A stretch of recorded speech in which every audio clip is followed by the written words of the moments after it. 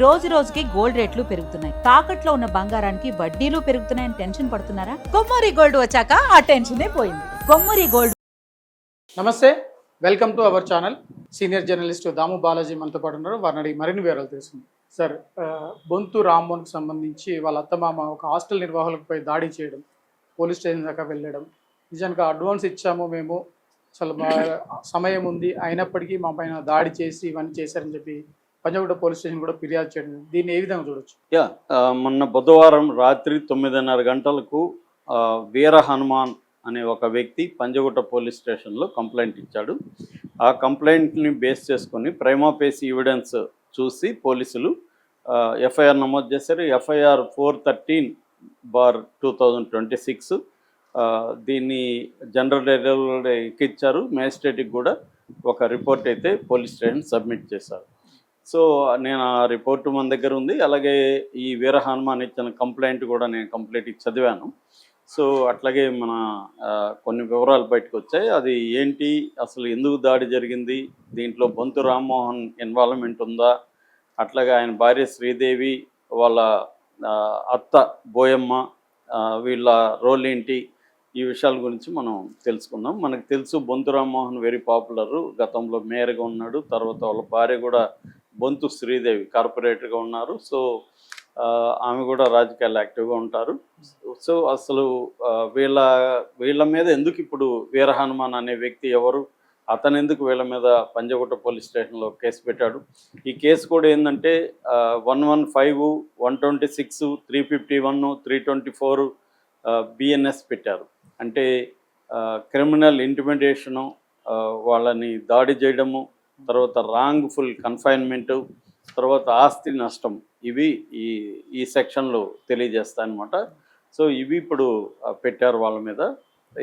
అసలు ఏం జరిగింది అని చూస్తే, మనకి అమీర్పేటలో జిహెచ్ఎంసి మార్కెట్ రోడ్డు ఉంది. ఆ మార్కెట్ రోడ్లో Asian PG for girls hostel అని ఒక బాలికల హాస్టల్కి సంబంధించి ఒకటి నడుపుతున్నారు.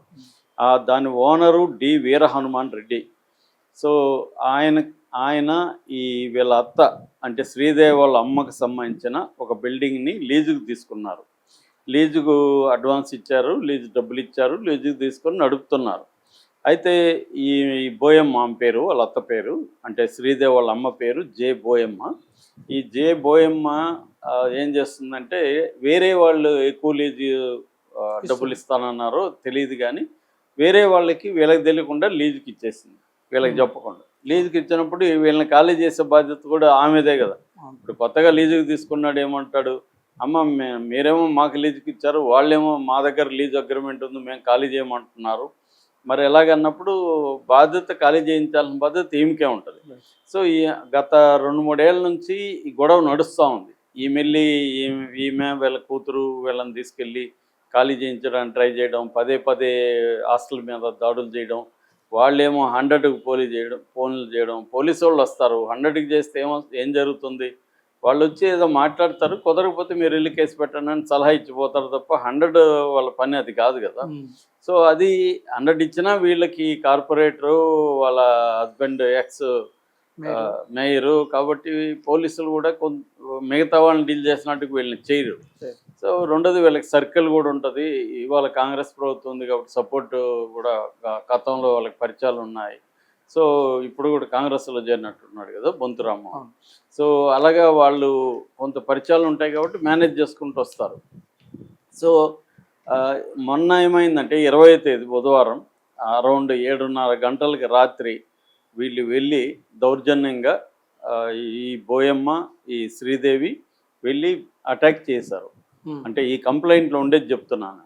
సో అటాక్ చేశారు. ఈ అటాక్లో సూపర్వైజర్ శిరీష, వార్డర్, అక్కడున్న వార్డర్ రాజ్యలక్ష్మి, వంట చేసే ఆవిడ అపర్ణ, తర్వాత సెక్యూరిటీ స్టాఫ్ కూడా ఉన్నారు. ఆ సెక్యూరిటీ మంజుల అండ్ కోవర్కర్ వీళ్ళ మీద దాడులు చేసి వీళ్ళని జుట్టు పట్టుకొని కిందికి లాగి కొట్టడం.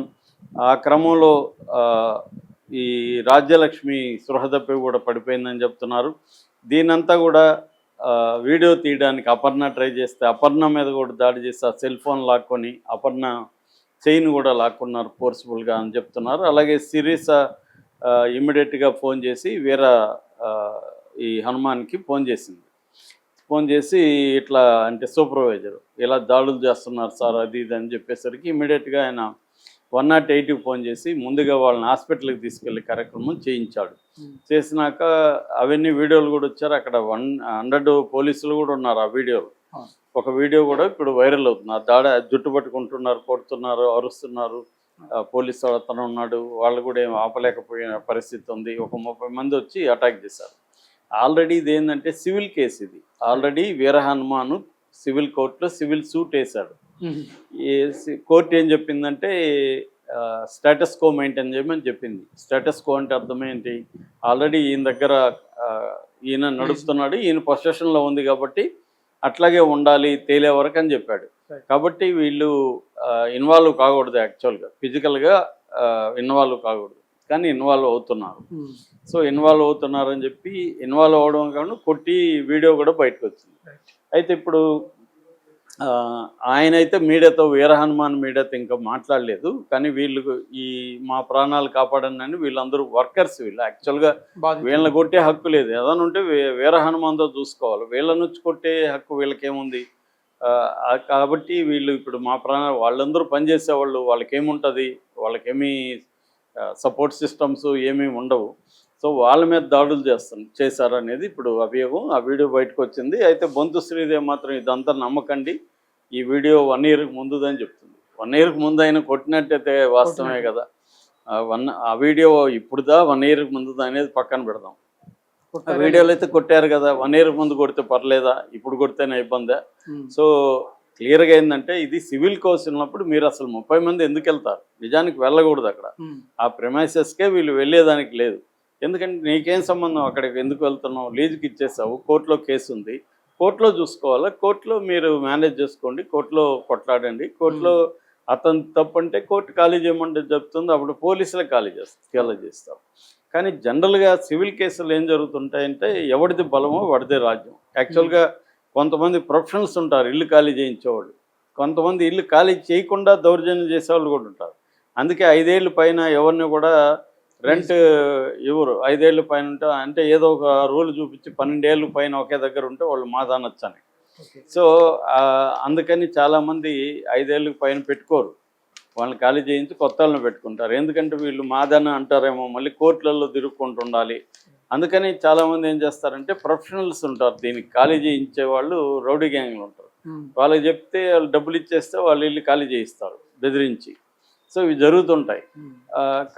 రెండోది ఏంటంటే సివిల్ కేసులు ఏళ్ల తరబడి నడుస్తుంటాయి.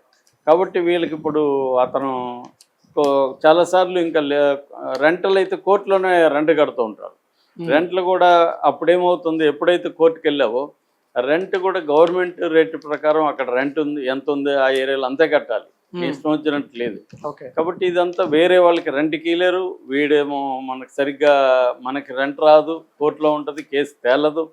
అప్పుడేం చేస్తారు ఓనర్స్, అంటే ఓనర్ పాయింట్ నుంచి మనం చూసుకుంటే ఓనర్స్ ఏం చేస్తారు, ఎవడికో రౌడీ వాళ్ళ అయితే వాళ్ళే చేస్తారు. ఇలాగా వీళ్ళకి పొలిటికల్ ఫ్యామిలీ కాబట్టి వీళ్ళే రౌడీలను ఆర్గనైజ్ చేసుకోగలరు కాబట్టి ఒక 30 మందిని తెచ్చి అటాక్ చేస్తారు. మామూలు వాళ్ళు అయితే ఏం చేస్తారంటే ఎవరికో రౌడీలకో వాళ్ళకి లేకపోతే తెలిసిన వాళ్ళకో డబ్బులు ఇచ్చి మీరు వెళ్ళి వాళ్ళని ఖాళీ చేయించండి అని చెప్తారు. సో వీళ్ళు ఖాళీ చేస్తారు. ఇక్కడ ఎందుకు ఇవి జరుగుతాయంటే మన లీగల్ సిస్టంలో ఉండే ప్రాబ్లమ్స్. బేసిక్గా లీగల్ సిస్టము సంవత్సరాల తరబడి ఇప్పుడు వాళ్ళని అడిగామనుకో, లీగల్ సిస్టమ్ వాళ్ళని అడిగామనుకో ఎందుకు ఇంత అని, మేం చేసే స్టాఫ్ లేరు, తగినన్ని కోర్టులు లేవు అని వాళ్ళు చెప్తారు. మామూలుగా ఇప్పుడు కొత్తగా వచ్చిన బిఎన్ఎస్ చట్టం సందర్భంలో అమిత్ షా అనేకసార్లు చెప్పాడు, అసలు మేము కోర్టులు ఇవన్నీ పెట్టేస్తున్నాం, కేసులు సత్వరమే పరిష్కారం అవుతాయి, వితిన్ 6 monthsలో కేసులు మొత్తం పరిష్కారం అయ్యేట్టుగా ప్లాన్ చేస్తున్నాం. ఇప్పటికీ బిఎన్ఎస్ వచ్చి 3వ సంవత్సరం, ఇప్పటికి కూడా అలాగే ఉంది. ఇప్పటికి కూడా 5 కోట్ల కేసులు ఇండియాలో పెండింగ్లో ఉన్నాయి. ఒక సుప్రీంకోర్టులోనే దాదాపు 60,000 కేసులు పెండింగ్లో ఉన్నాయి. అందుకని ఈ మధ్య హాలిడేస్ ఇవ్వడం పట్ల కూడా వ్యతిరేకత వస్తుంది. మొన్న కూడా మనం ఇక్కడ చూసాం, ఆమె మేడం జస్టిస్ మాధవి లత 12 గంటలు పనిచేశారని ఒక వార్త వచ్చింది. అంటే వాళ్ళ మీద కూడా, జడ్జెస్ మీద కూడా తీవ్రమైన ప్రెజర్ అనేది పడుతుంది. అట్లాగే పోలీసుల మీద కూడా తీవ్రమైన ప్రెజర్ పడుతుంది. ఎందుకంటే సిబ్బంది తక్కువ, కేసులు ఎక్కువ. సో ఇది జరుగుతుంది. ఎప్పుడైతే సిస్టంలో ఈ లూప్ హోల్స్ ఉన్నాయో ప్రత్యామ్నాయ మార్గాలు, అంటే దాడులు చేయడం, ఎవడు బలం ఉంటే వాడు ఇది చేసుకోవడం, ఇక్కడ న్యాయం అన్యాయం అనేది ఏమీ లేదు అనేది జరుగుతుంది. మనం దగ్గుపాటి సురేష్ వెంకటేష్ వాళ్ళ లీజ్ కేసు కూడా చూసాం. అనేక సార్లు ఇదే జరిగింది అక్కడ కూడా. సో ఈ మధ్య ఏముందంటే, ఒకప్పుడంటే బలహీనులు భయపడి లొంగిపోయేవాళ్ళు. ఇవాళ మీడియా, సోషల్ మీడియాను వచ్చినాక బలహీనలు కూడా దాన్ని బయటికి తీసుకొచ్చేసి మీడియాలో బయటికి రావడం వల్ల పోలీసులు కూడా కేసు తీసుకోలేని పరిస్థితి.